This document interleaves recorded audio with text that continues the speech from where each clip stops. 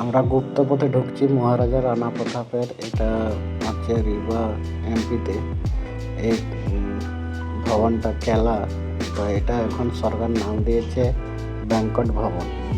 ব্যাংকট ভবনে গুপ্তপথে আমরা ঢুকে পড়েছি, আমার সামনে সুমন আছে।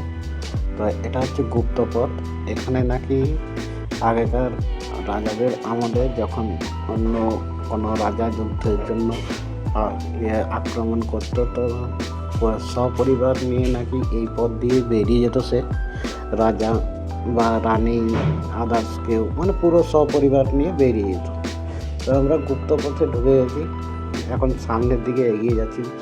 জানি না কতটা দেখাতে পারবো তোমাদেরকে, এই রোডটা দেখতে থাকুন বন্ধুরা।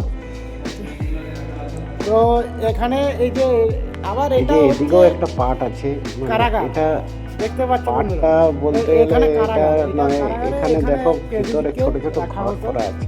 আর আমরা আমার যতদূর মনে হলো যে এটা ব্যাংকট কারাগার ভবনের টাইপের বটে, বা এখানে পথে। যারা তো আমরা সামনে এগিয়ে যাচ্ছি বন্ধুরা, যে আমরা জানি না কি হতে পারে আমাদের, তাদেরকে এখানে বন্দি করে আমরা কি দেখবো। আর এখন আমরা আমাদের তারপরে এটাই মনে হয় ওখান থেকে লাস্ট, এগিয়ে গেছি, এরপরে আর কিছু নেই সামনের দিকে এগোচ্ছি। তো লাস্টটা তোমাদেরকে দেখিয়ে দিতে চাইছি। এরপরে ছিল সরকার থেকে বন্ধ করে দিয়েছে, বা